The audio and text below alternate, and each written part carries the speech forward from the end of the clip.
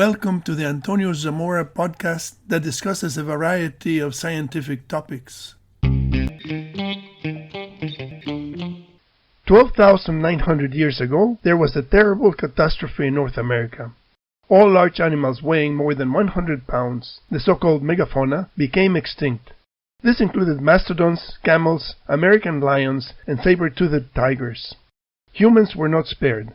The Paleolithic Clovis culture also disappeared. The extinction coincided with a glacial period called the Younger Dryas cooling event. Its onset was sudden, and it lasted for approximately 1,300 years. A cosmic impact smaller than the one that killed the dinosaurs could have caused the extinction and the cooling event, but the biggest problem with this hypothesis is that the impact crater for such a colossal impact has not been found. In this presentation, I will review some of the evidence that has been proposed to establish that an extraterrestrial impact did in fact occur, and I will also mention the objections raised by scientists who oppose the impact hypothesis.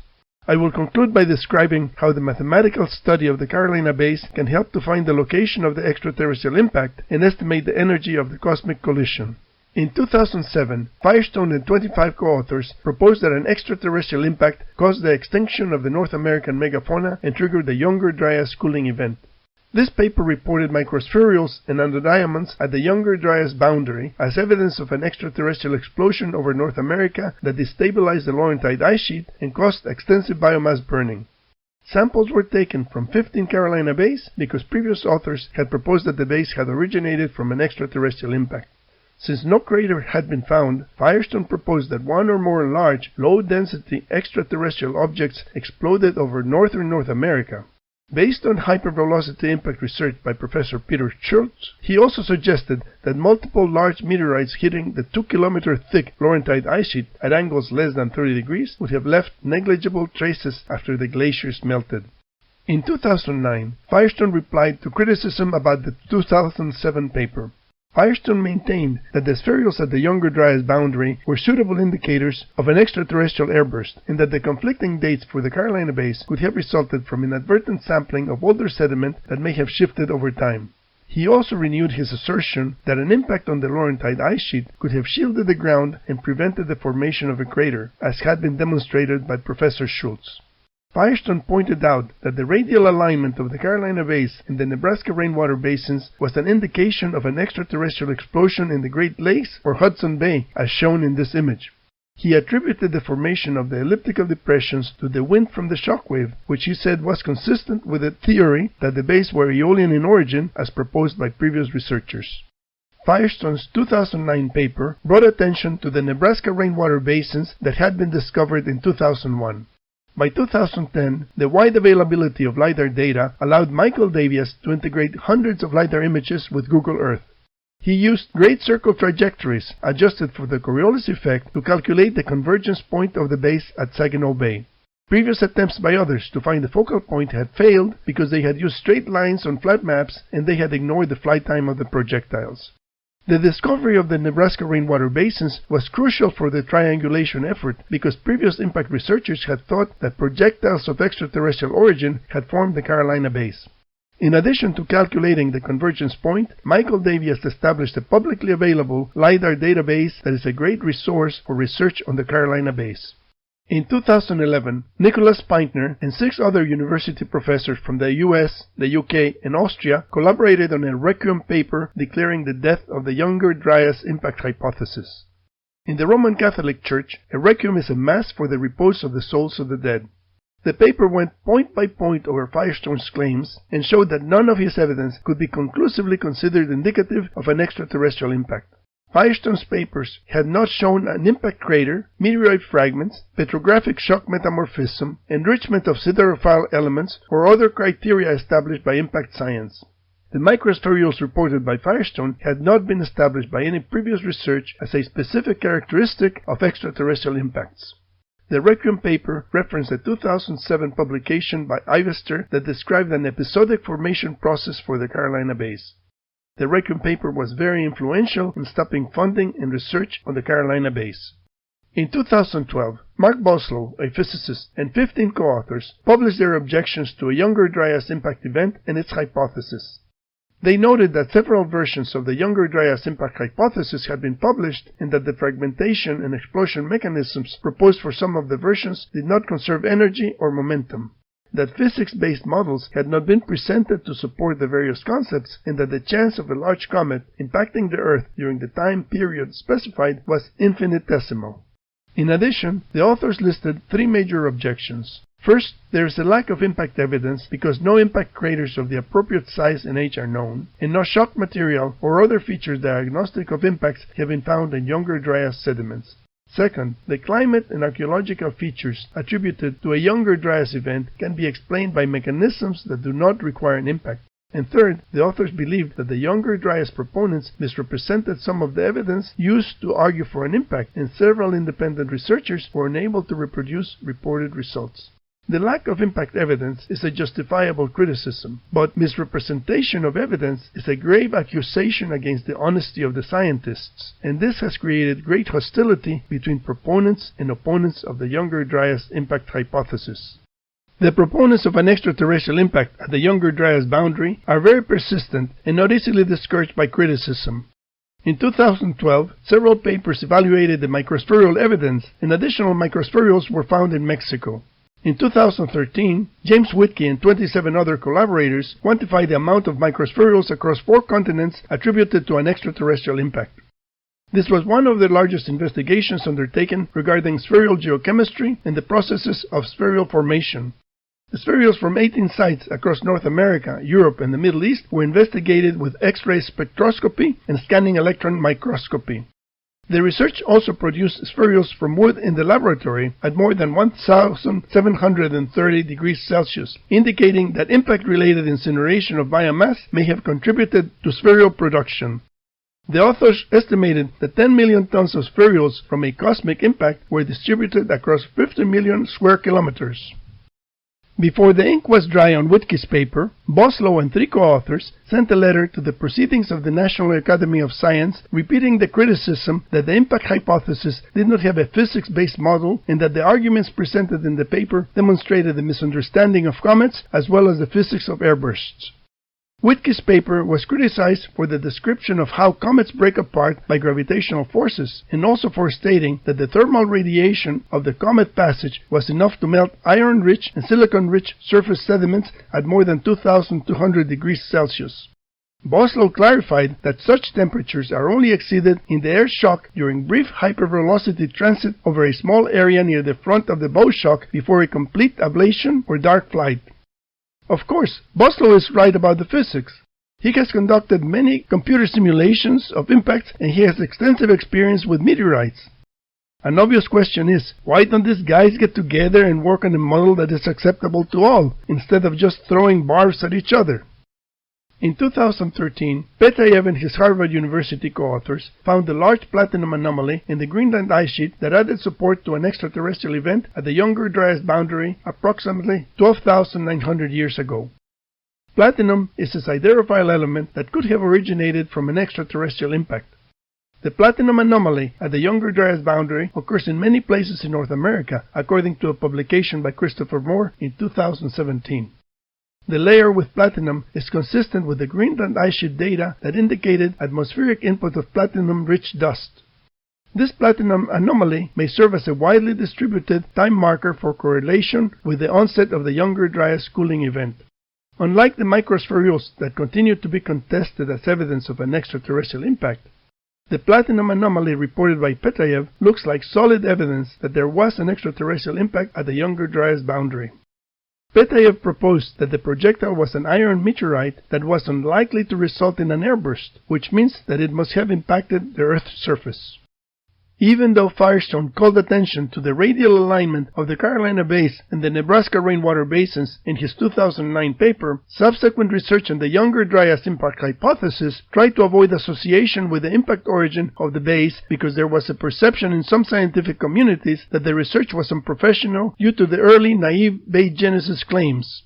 The great diversity of dates obtained from the subsurface of the bays was interpreted to mean that the bays were created over thousands of years, rather than from a single event. Since the dates were obtained by very precise methods, trying to correlate bay genesis with an impact event seemed like an insurmountable task. The most powerful arguments in favor of the impact origin of the Carolina Bays are their radial alignment and their elliptical geometry, which cannot be achieved by wind and water mechanisms. Many researchers have described the Carolina Bays as either oval or elliptical. Melton and Shriver in 1933 and Prouty in 1952 characterized the bays as elliptical, but they did not perform the geometrical analysis to verify that the bays were mathematical ellipses. Using LiDAR images, it can be shown that an ellipse with the same width-to-length ratio as the Carolina Bay fits the bay exactly after scaling and rotating the ellipse. This makes it possible to conclude that the archetype shape of the Carolina Bays is elliptical and that the bays can be modeled as mathematical conic sections. Many bays have been deformed by terrestrial processes and human activity, but the bays that are well preserved have an elliptical shape. The Carolina Bays and the Nebraska rainwater basins have similar ellipticity even though they have different axial orientations and they are separated by 2,000 kilometers. The elliptical shapes correspond to cones inclined at about 35 degrees.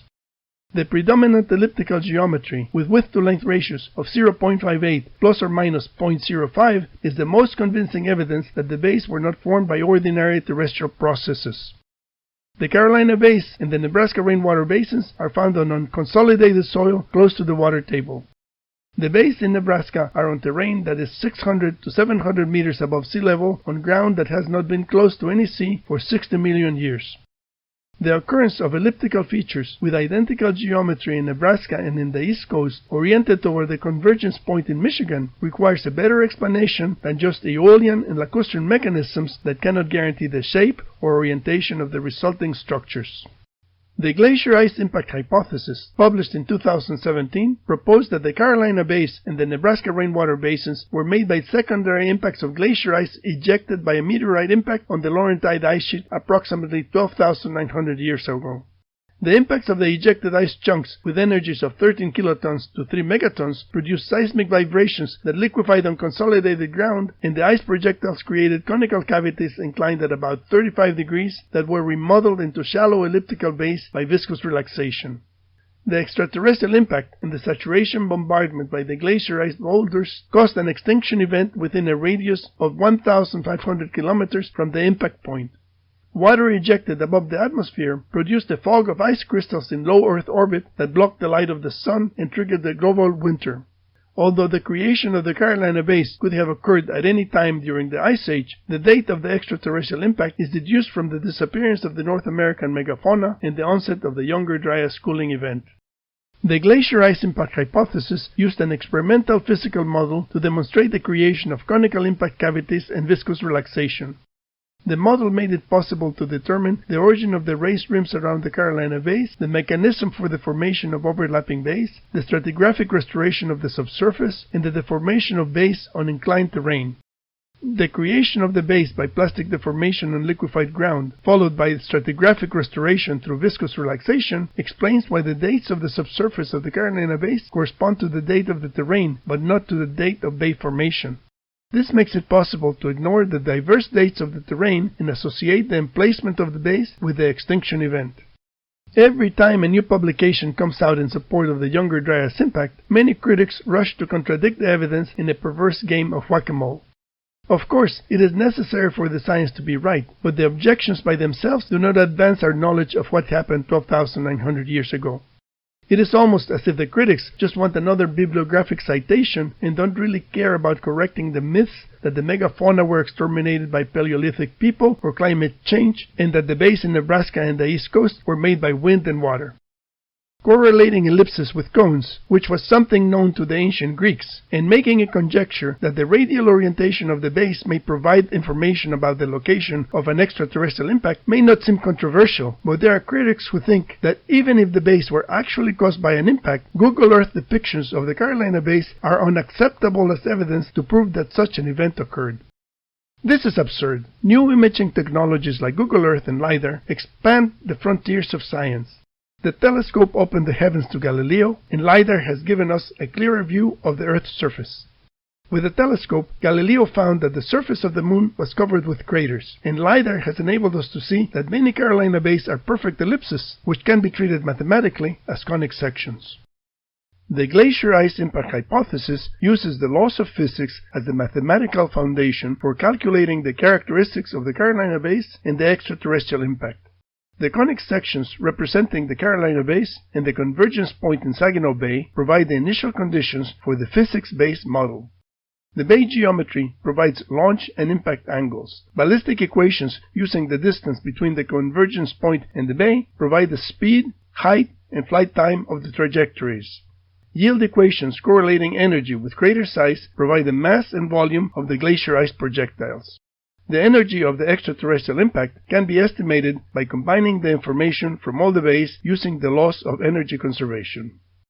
The speeds required to launch ice projectiles from Michigan to the East Coast vary from 3 to 4 kilometers per second at angles of 35 to 45 degrees. All the ballistic trajectories are suborbital space flights with heights of 150 to 370 kilometers and flight times of 6 to 9 minutes. Since the atmosphere extends only to about 100 kilometers, a substantial portion of the trajectories is in the vacuum of space. Above 35 kilometers from the Earth's surface, the atmospheric pressure is below the triple point of water, and water cannot exist as a liquid. Any liquid water ejected above the atmosphere would have produced clouds of ice crystals that block the light of the sun. Knowing the speed of the ice boulders, we can use scaling laws relating energy to crater size for estimating the mass of the projectiles. The scaling laws were derived from detonations of chemical explosives and nuclear bombs in the 20th century. The University of Arizona had a program that implemented the scaling equations from the book by Professor J. Melosh. This program calculated that a Carolina Bay with a diameter of 1 kilometer could have been created by an impact of an ice sphere with a diameter of 180 meters traveling at 3 kilometers per second with an energy of 3 megatons. This ice boulder would be about the size of Yankee Stadium in New York. Professor Melosh's extensive treatise about impact cratering also considers atmospheric effects on projectiles entering the atmosphere.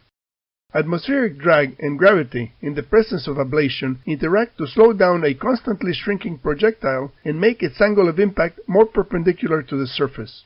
The change in speed is inversely proportional to the mass of the projectile, so a small projectile has a more vertical impact than a larger projectile with a similar initial trajectory. Professor Melosh's equations provide the physics-based model for Melton and Shriver's original observations in 1933 about bay ellipticity. Prouty added additional data points in 1952 to produce this figure of ellipticity versus bay size. The trend is very clear. The smaller bays are rounder and less elongated than larger bays. Rounder bays correspond to a more vertical angle of impact in accordance with the equations. The size and the energy of the ejected ice boulders can be used to estimate the characteristics of the extraterrestrial impact. Ideally, the ballistic trajectory associated with each Carolina Bay should be used to calculate the speed of the ice projectile, which can then be used with equations relating energy to crater size to calculate the energy that formed each bay. The law of conservation of energy allows us to add the energies of all the bays to estimate the energy of the extraterrestrial collision, although the actual energy of the impact would have been greater because some energy was used to melt ice and convert water into steam. Since there are at least 500,000 Carolina Bays, the combined energy corresponds to an impact by an asteroid with a diameter of 3 kilometers. From the combined volumes of the glacier ice projectiles, we can also calculate that 1.5 trillion cubic meters of ice ejected by the extraterrestrial impact would cover half of the United States to a depth of half a meter. If the ice sheet had a thickness of 1 kilometer at the point of the extraterrestrial impact, the circular area containing this volume of ice would have had a diameter of 44 kilometers. These calculations underestimate the energy of the extraterrestrial impact because we did not take into account the ice boulders that fell on hard ground and did not form bays. For an extraterrestrial impact on ice, a physics-based model needs to take into consideration the thermodynamics of water. This chart illustrates the energy required to convert ice into water and water into steam. 80 calories are required to convert 1 gram of ice at 0 degrees Celsius into 1 gram of water at 0 degrees Celsius. All the 80 calories just change the phase of the water without changing the temperature. This is called the heat of fusion. For liquid water, the temperature increases by 1 degree Celsius for each calorie added per gram until the boiling point of 100 degrees is reached. 1 gram of water at 100 degrees requires 539 calories to turn into 1 gram of steam at 100 degrees. This is called the heat of vaporization. Above 35 kilometers from the Earth's surface, atmospheric pressure is below the triple point of water, and water can only exist as solid ice or water vapor as illustrated in this phase diagram. As the pressure decreases, water evaporates by extracting heat from the adjacent water until the remaining water freezes. The calories required for phase transformations can be used to calculate how much water is converted into ice crystals. For water at 100 degrees Celsius in a vacuum, 25% evaporates and 75% turns into ice crystals. For water at 0 degrees Celsius, 13% evaporates and 87% turns into ice crystals. In an impact scenario, these ice crystals would go into low Earth orbit and block the light of the sun. The ice crystals would eventually sublimate into water vapor, ending the global cooling event. Sublimation is the direct conversion of ice into vapor, which requires the energy of the heat of fusion plus the heat of vaporization, which is 719 calories per gram. From the duration of the younger Dryas and the rate of sublimation, it is possible to get a rough estimate of the amount of water ejected by the extraterrestrial impact on the Laurentide ice sheet. The elliptical geomorphology of the Carolina Bays and the Nebraska rainwater basins provides the basis for a physics-based model of an extraterrestrial impact because the conic sections are the result of the fundamental forces that created the bays. The glacier ice impact hypothesis provides a plausible mechanism for the formation of the bays and explains their morphological features and the diverse dates of the terrain on which the bays are found. It is time to resume research on the Carolina Bays and consider their geometry and their transformations by terrestrial processes after their emplacement. The study of the Carolina Bays promises to give us a clearer picture of the cosmic event that devastated North America 12,900 years ago. Thank you for listening to this podcast. Please visit the YouTube channel or the website for many other interesting topics.